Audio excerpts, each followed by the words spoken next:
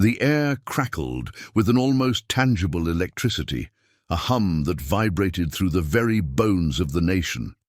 Millions, perhaps even tens of millions, were glued to their screens, their living rooms transformed into extensions of the massive custom-built set of the Great American Debate.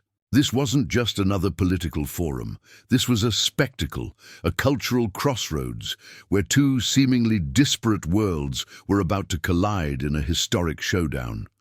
Tonight, America would watch not just a debate, but a clash of titans, a generational struggle unfolding live before their eyes. In one corner, poised and radiating an almost unnerving calm, was Karoline Leavitt. At just 27, she wasn't merely the youngest White House press secretary in history. She was a political prodigy, a force of nature forged in the fires of the MAGA movement. Her deep blue suit, a stark contrast to the dazzling stage lights, exuded an unyielding confidence. Her sharp eyes, a well-known feature from countless press briefings, glinted with the fierce loyalty of a seasoned warrior, ready to defend Donald Trump's values with intellect, wit, and an almost surgical precision. A rising star, she was prepared to dissect, to challenge, to utterly dominate. She had a reputation for turning polite questions into political battlegrounds, and tonight the stakes were higher than ever. Across from her, bathed in the soft glow of the stage, stood Taylor Swift, a global music icon, a cultural phenomenon, and for the first time, a bold, undeniable presence in the political arena. Her elegant white dress, shimmering under the lights, seemed to embody the hopes and aspirations of millions of fans who revered her not just for her anthems, but for her heartfelt, emotional speeches on women's rights and environmental justice. Swift carried the immense weight of an entire generation's influence, a fan base that could sway elections with a single Instagram post. But tonight, she faced a daunting challenge. Debating a seasoned politician known for her sharp tongue and unyielding arguments. Would her passion translate into political prowess, or would the unforgiving stage of political discourse expose her inexperience? The tension in the studio was a living, breathing entity, a palpable force that filled every inch of the grand auditorium. The host, a veteran journalist with a voice that could energize a stadium, stepped to the center, his smile a mix of anticipation and knowing mischief. "Ladies and gentlemen," he boomed, his voice resonating through the hushed crowd. "Tonight, we bear witness to a highly anticipated clash, politics versus culture, conservative versus liberal." The audience roared, a blending symphony of cheers from MAGA supporters and Swift fans, each faction believing their champion would emerge victorious. Social media was already erupting. "Taylor will inspire," battling, "Karoline will crush her." As Swift flashed a determined smile, her gaze fixed on her formidable opponent, and Leavitt jotted quick, almost imperceptible notes. The audience knew this debate wouldn't just be informative, it would be explosive. The stage lights dimmed slightly. The applause from the captivated audience at the Great American Debate gradually faded into a suspenseful silence. The host, with a professional gleam in his eye, stepped back to the center, his voice once again booming with theatrical gravitas. "Welcome to this historic debate," he declared, the words hanging in the charged air. "Tonight, Karoline Leavitt and Taylor Swift will face off on 4 hot topics: women's rights, misinformation, climate change, and audience questions. Let's begin." A final electric cheer erupted, the shouts of MAGA supporters and Swift fans blending into an almost tangible current, signifying that the moment had arrived. The battle lines were drawn. The crowd's roar, still echoing from the host's introduction, barely faded before the first topic was announced: women's rights. The air crackled with anticipation as the host turned to Taylor Swift, signaling, "Miss Swift, the first topic is women's rights. Your stance." Taylor Swift stood, her white dress shimmering under the fierce glare of the studio lights, her eyes brimming with a determination that seemed to draw strength from the millions she represented. She took a deep, resonant breath. Her voice, usually soaring through stadiums, now steady and deliberate, as if performing an emotional ballad for a rapt audience. "Thank you for this opportunity," she began, her gaze sweeping across the diverse faces in the stands. Women's rights aren't just an issue. They're the very foundation of a just society. I've seen young girls look in the mirror searching for role models, longing to believe they can do anything. But when they hear insults or policies restricting women's freedom, it hurts them. It diminishes their spirit. Her voice gained momentum, rising with conviction. "I've encouraged millions to register to vote, especially young women, to fight for equality.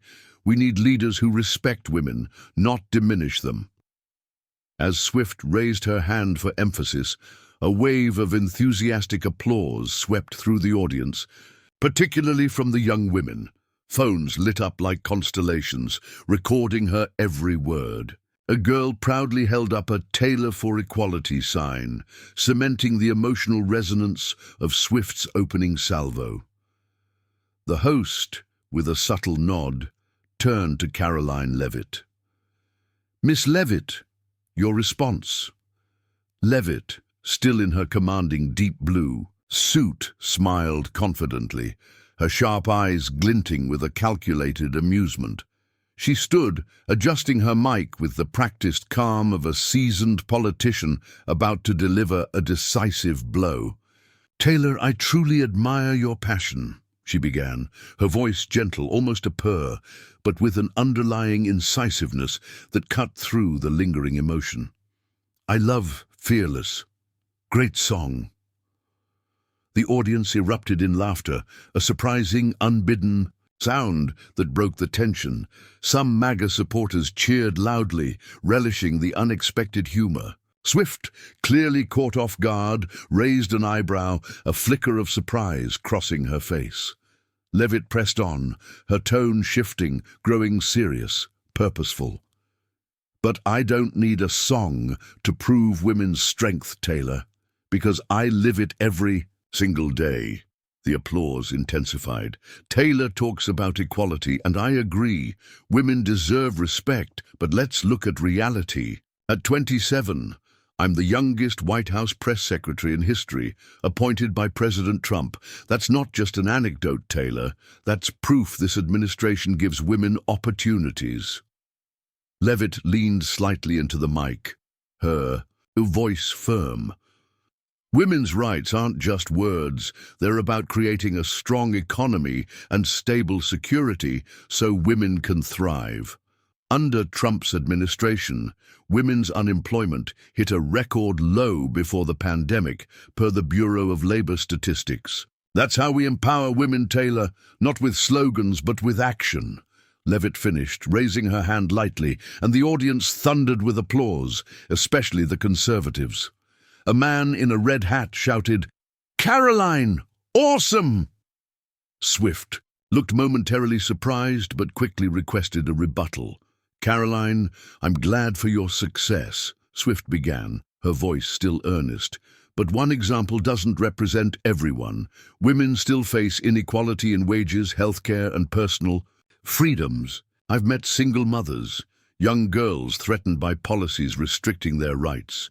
We need leaders fighting for all women, not just a few." Swift's voice was emotional, heartfelt, but it lacked the specific data or direct policy counter-arguments that Leavitt had just presented. Some audience members began to whisper, as if expecting more concrete arguments from the pop star.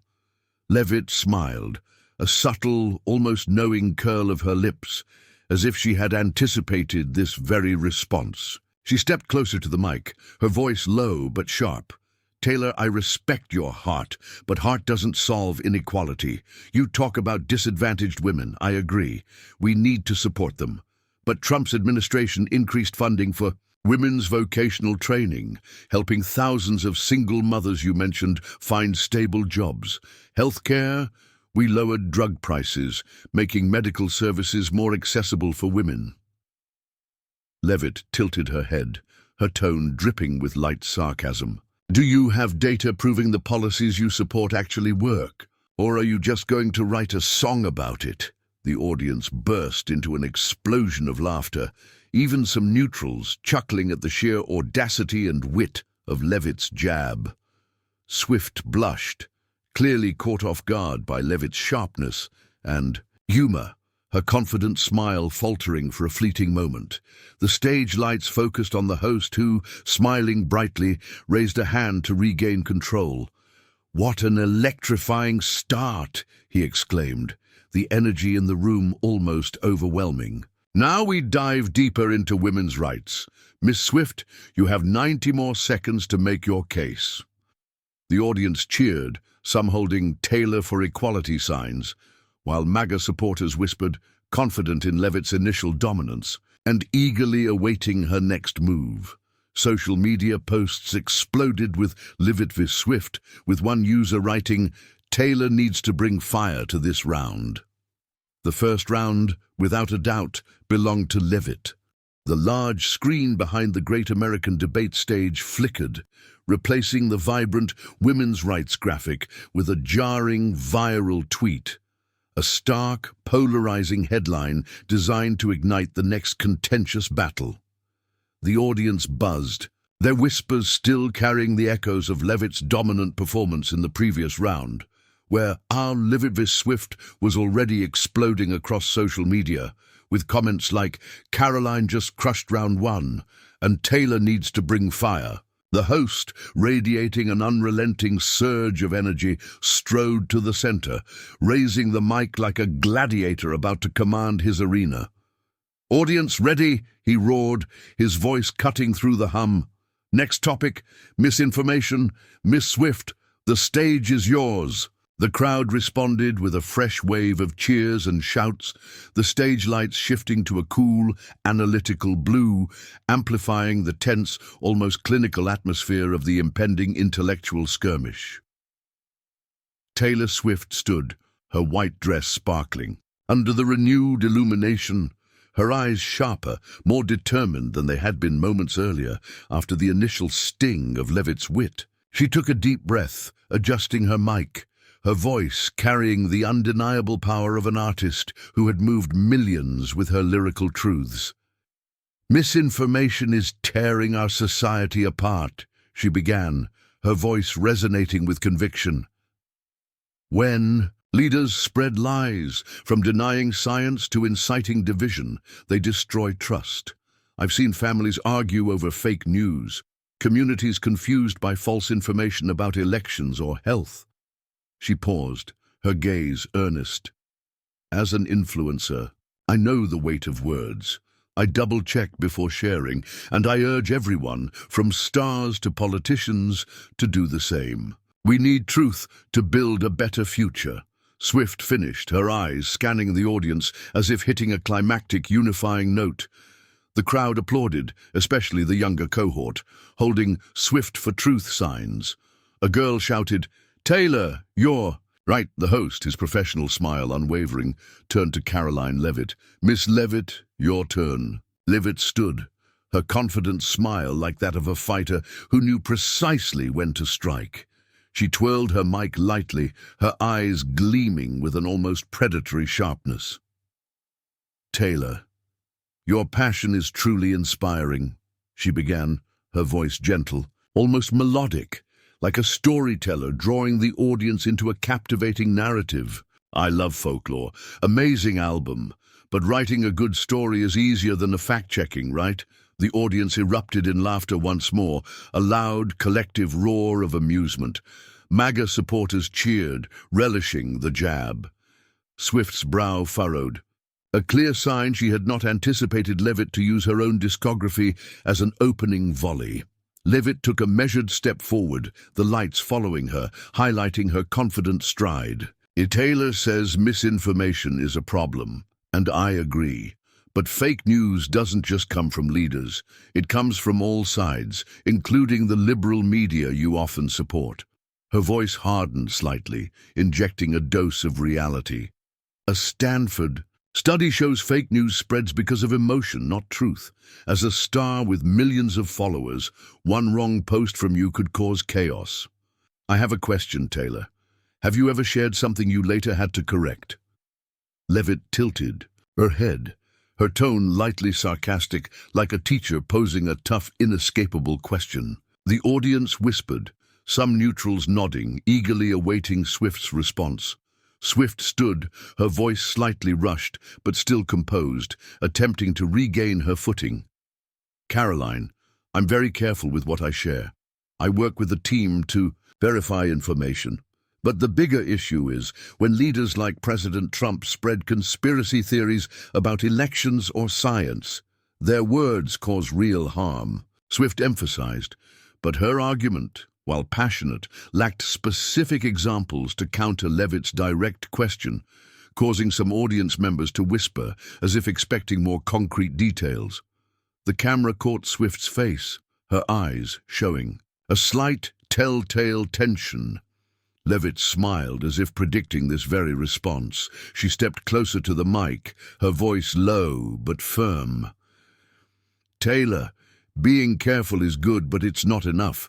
You talk about conspiracy theories. Remember when you shared a post about environmental policy, then deleted it because it was wrong? Leavitt offered the example with compelling certainty, as if presenting undeniable evidence.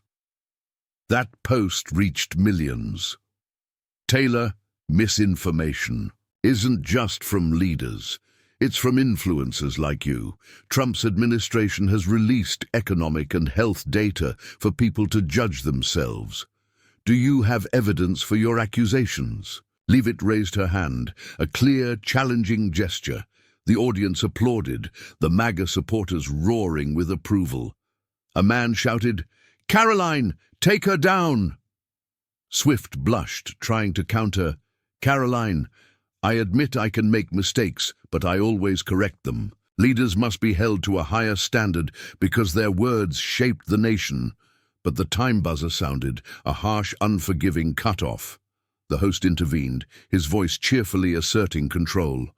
"Time's up, Miss Swift. Miss Leavitt, final." "Response." Leavitt smiled, her voice calm but razor-sharp. "Taylor, correcting mistakes is good, but preventing them is better. I'm here answering with truth and data. Want to fight fake news? Start by checking sources better, not just relying on emotion." Leavitt finished, her eyes sweeping the audience, and the crowd erupted, applause thundering. Posts exploded. Karoline, just turn the tables. Leavitt destroys Swift, and Taylor's fading fast. The host raised a hand, laughing. Round two was scorching. The energy was undeniable. Leavitt had decisively won this round, and Swift, though determined, sat with a pensive expression, gripping her mic, clearly feeling the pressure of Leavitt's tactical dominance. The great American debate stage glowed with a new, somber urgency, as a short video played on the massive screen behind the debaters, searing wildfires, consuming forests, then a sudden shift to homes submerged in murky floodwaters. The stark imagery was designed to wrench at the heartstrings, setting the stage for the next critical topic. The audience, still electric from Leavitt's absolute dominance in the misinformation round, whispered with a new intensity, sensing the gravity of what was to come. The host, with his seemingly unrelenting energy, bounded to the center, raising the mic like a rock star about to ignite a mosh pit. "Audience, we're into round 3, he boomed, his voice echoing through the charged silence. "Topic, climate change. Miss Swift, are you ready?" The crowd roared in response, the lights shifting to a warm, alarming gold, evoking the very image of a warming planet. Taylor Swift stood, her white dress sparkling, her eyes blazing with a renewed determination. After 2 rounds of relentless pressure, she adjusted her mic, her voice, though still tinged with the emotion that defined her artistry, now strong and resonant, like performing a chart-topping hit meant to inspire.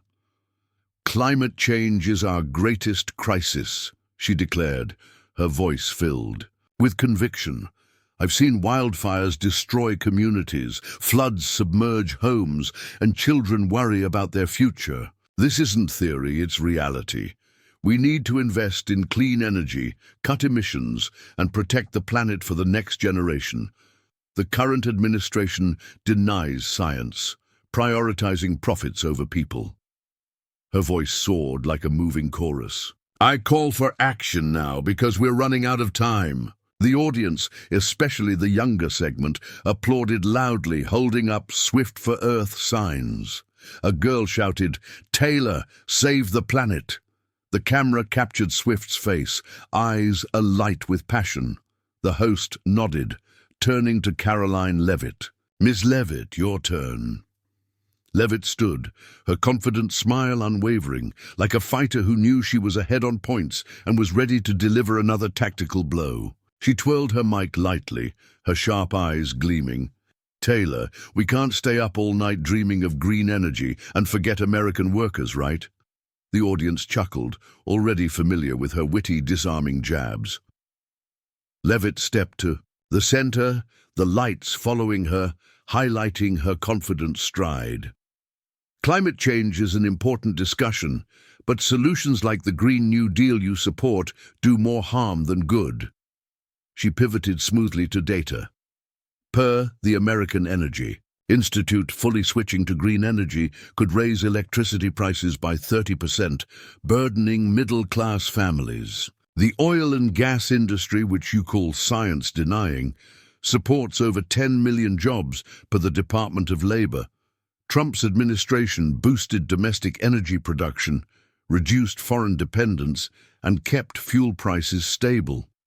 We want a clean planet, but wrecking the economy isn't the way. Leavitt raised her hand, her voice firm, unwavering. The audience applauded, some neutrals nodding, visibly impressed by her data-backed arguments. A man shouted, "Karoline, spot on!" Swift, her voice urgent, requested a rebuttal. "Karoline, you talk about jobs, but we can't sacrifice the planet for short-term profits. Clean energy creates millions of new jobs. I've met scientists, young activists, and they say we have little time left. We must act," Swift emphasized, her argument relying heavily on emotion and urgency, but once again, lacking specific data to directly counter Leavitt's figures. Some audience members whispered, as if expecting her to provide more concrete rebuttals. The camera caught Swift, her hands gripping the mic, her eyes showing a slight telltale tension. Leavitt smiled, as if waiting for this precise moment. She stepped closer to the mic, her voice low but sharp. "Taylor, I respect your heart, but heart doesn't pay bills. You talk about clean energy jobs. Per the Department of Labor, those jobs often pay less than oil and gas. Did the scientists you met explain how to overhaul the economy without spiking prices? Or did they just sing anti-hero to forget the problem?" The audience erupted in roaring laughter, even some Swift fans unable to resist the undeniable humor of the jab. Swift blushed, clearly caught off guard, her composure momentarily broken. Swift tried to counter, her voice rising with a mix of frustration and desperation. "Karoline, you can laugh, but this is a matter of survival. The planet is dying, and we need leaders who dare to act, not protect oil companies." But Leavitt raised her hand, requesting a rebuttal, cutting Swift off mid-sentence, seizing control of the narrative. "Taylor, you say the planet's dying, but do you have data proving the Green New Deal will save it?" Leavitt challenged, her voice firm. Per the Environmental Protection Agency, Trump's administration reduced CO2 emissions while keeping the economy growing. We act by balancing the environment and jobs. Want to save the planet? Start by understanding American workers losing jobs. To the policies you support. Leavitt raised her hand decisively, and the audience exploded, applause thundering, a clear sign of her triumph. A woman shouted, "Karoline, she's done!" Swift sat, her eyes pensive, her hands unconsciously smoothing. Her dress, clearly feeling the immense pressure of Leavitt's relentless, data-driven dominance. The host intervened, his voice cheerful. Round 3 was thrilling. Social media posts were already confirming the knockout blow, with Leavitt destroys Swift trending 1-1, and comments like, "Karoline just knocked her out." The round, undeniably, belonged to Leavitt. The stage lights, now a fiery red, pulsed with the raw intensity of a grand finale. The audience, still buzzing from the previous rounds, leaned forward, eager for the ultimate showdown. The host, a boxing announcer in a suit, rushed to the center, mic raised.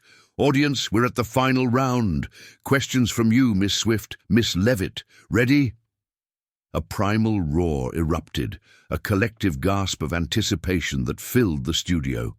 Young woman in a Swiftie shirt, her voice trembling slightly with excitement, was chosen first. "Miss Swift," she began, "I'm a fan. How can pop culture promote unity in politics?" Taylor Swift, visibly energized by the connection to her supporters, stood tall. "Thank you for the great question. Pop culture, music, movies, it has the power to connect people. I've seen millions from all walks of life sing along to my songs, share their stories. We can use art to encourage dialogue, break barriers, and build unity. I want politics to learn from that, listen, empathize, and move forward together." As she raised her hand, a wave of applause from her fans swelled, their Swift for Unity signs shimmering. The host pivoted to Karoline Leavitt. "Miss Leavitt, your response." Leavitt, ever poised, stood, her confident smile unwavering. "Taylor, I love how you connect people through music," she started, her voice gentle, yet razor-sharp. "Reputation is a killer album, but Unity can't." "Just be a song, right?" Laughter rippled through the audience. "Pop culture inspires, but it doesn't pay bills or keep jobs. Real unity comes from policy, creating jobs, lowering prices, and ensuring security. Under Trump's administration, we created 7 million jobs pre-pandemic, per the Bureau of Labor Statistics, helping families from all walks. That's real unity. Taylor, you want to write a song about unity. I want to write policies so Americans don't have to choose between food and fuel." Her voice was firm, resolute. Applause thundered, many neutrals nodding in agreement. "Karoline, exactly," a man shouted. Next, a middle-aged man in a MAGA hat took the mic. "Miss Leavitt," he asked, "how does the administration protect workers from liberal policies like the Green New Deal?" Leavitt's smile widened. "Thank you for the great question. Trump's administration protects workers by prioritizing energy independence and cutting stifling regulations. The Green New Deal, which Miss Swift supports, could raise electricity prices by 30%, per the American Energy Institute, burdening workers. We boosted oil and gas production, creating over 10 million jobs, and kept fuel prices stable. That's how we protect Americans." The audience erupted, MAGA supporters rising to their feet in a thunderous ovation. The host turned to Swift. "Miss Swift, your response." Swift's eyes showed tension, but she pressed on. "Karoline, I understand you want to protect jobs, but the Green New Deal creates millions of clean energy jobs. I've met young activists, and they say we need to act for the planet." But her argument still lacked concrete data, leading to murmurs from the audience. Leavitt, seizing the moment, requested a rebuttal. "Taylor, you talk about clean energy jobs, but per the Department of Labor, they pay less than oil and gas. You met activists, but do you have data proving the Green New Deal won't hurt workers?" The audience burst into laughter. Swift blushed, speechless. The final question came from a neutral young woman. "What do both of you think about women's roles in politics?" Swift answered first, her voice emotional. "Women need to be heard, from the stage to the White House. I want young girls to see they can change the world." Leavitt responded, her voice firm. "Taylor, I agree, but women don't need a stage. They need action. I'm here, the youngest press secretary, proving women can lead with truth, not just emotion. The stage lights of the great American debate dimmed, signaling the end. The audience's applause was thunderous, like a championship boxing match reaching its thrilling conclusion. The large screen shifted to Leavitt v. Swift, with posts like "Karoline just knocked out Taylor" and "Swift needs more practice." The host, still brimming with energy, strode to the center. "Ladies and gentlemen, that was a historic debate. Thank you, Miss Swift, Miss Leavitt, and all of you." The crowd rose, cheering, lights sweeping across the diverse faces. One side held Swift for Unity signs, the other Leavitt leads banners. Taylor Swift, her eyes pensive, offered a strange, subdued smile as she clapped for the audience. Karoline Leavitt, in stark contrast, stood tall, her confident smile radiant, raising her hand to the crowd like a victorious champion. Backstage, a brief, tense handshake was exchanged. Swift, ever elegant, said softly, "You were very sharp." "Karoline," Leavitt smiled, replying, "Thanks for stepping up, Taylor. This was a big stage." But the air remained thick with the unspoken rivalry, like two fighters leaving the ring. In her dressing room, Swift sighed, scrolling through X posts, her face tightening at comments like, "Karoline Leavitt just schooled Taylor Swift in politics. Leavitt destroys Swift." In her own room, Leavitt received congratulatory texts from Trump's team. She sipped water, a triumphant smile on her lips, whispering to an assistant, "We did it." Within hours, the debate exploded into a national phenomenon. Major news outlets replayed highlights: Leavitt's witty jabs, her sharp misinformation turnaround, and her powerful closing line about truth over emotion. Breitbart declared, "Leavitt obliterates Swift. MAGA has a new star." Fox News commentators hailed Leavitt as redefining how conservative women communicate. On X, MAGA supporters celebrated with memes comparing Leavitt to a boxer delivering a knockout blow. Meanwhile, liberal outlets like CNN and Vogue scrambled to defend Swift, praising her passion but admitting she was outmatched. Swift's fans fought back with "Good Taylor fights back," but even they conceded, "Taylor, bring data next time." That night, Swift posted a lengthy Instagram caption acknowledging it was a big challenge, admitting she may not have won every argument, but promising to keep fighting. Neutrals commented, "You need data, not just emotion." The next day, Leavitt, confident in her blue suit, appeared at a White House press briefing. Asked about the debate, she smiled. "Taylor Swift was a formidable opponent, and I respect her for stepping up. But politics needs truth, not just emotion. I'm here to defend Americans with data and action." When a reporter asked about a rematch, Leavitt laughed, "If Taylor wants, I'm always ready." The quip went viral, cementing her image as a rising political star. Trump posted on Truth Social, "Karoline Leavitt made MAGA proud. A huge win." Her team knew she had made history. The debate transcended a mere event. It became a cultural flashpoint. Universities held discussions on women's roles in politics, using Leavitt and Swift as prime examples. On TikTok, clips of Leavitt's sharp retorts went viral, while Swift's fans produced videos praising her courage. The debate sparked widespread controversy over media coverage, with accusations of bias against both Breitbart and CNN. An X post aptly summed it up. The Huntington Post called it a battle of emotion versus reason. The impact lingered for weeks. Karoline Leavitt emerged as an icon for conservative women, a sharp, articulate voice within the MAGA movement, quickly earning the online moniker Swift Destroyer. Taylor Swift, despite the defeat, solidified her image as a courageous challenger.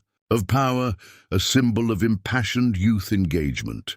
Both left their marks, but Leavitt was undeniably the clear winner of the night. The debate wasn't just a war of words. It symbolized the deep polarization gripping the nation, yet it also hinted at the potential for unity, inspiring young people to engage in critical discussions from women's rights to climate change. An X post eloquently summarized the outcome. Leavitt won the debate, but Swift won hearts. Both are needed. The event even inspired school workshops, using Leavitt and Swift to teach about women's leadership. Looking ahead, Karoline Leavitt's star may continue to rise within the political landscape, with potential for even bigger roles. Taylor Swift, with her learning spirit, may well return to the political arena, better prepared, ready to challenge with both emotion and data.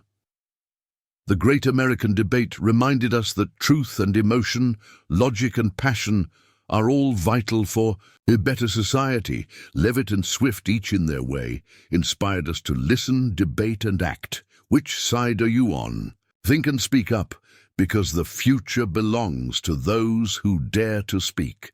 If you enjoyed this detailed analysis and breakdown of the ultimate political showdown, make sure to like this video, share it with your friends, leave a comment below with your thoughts on the debate, and don't forget to subscribe to our channel for more deep dives into the stories shaping our world.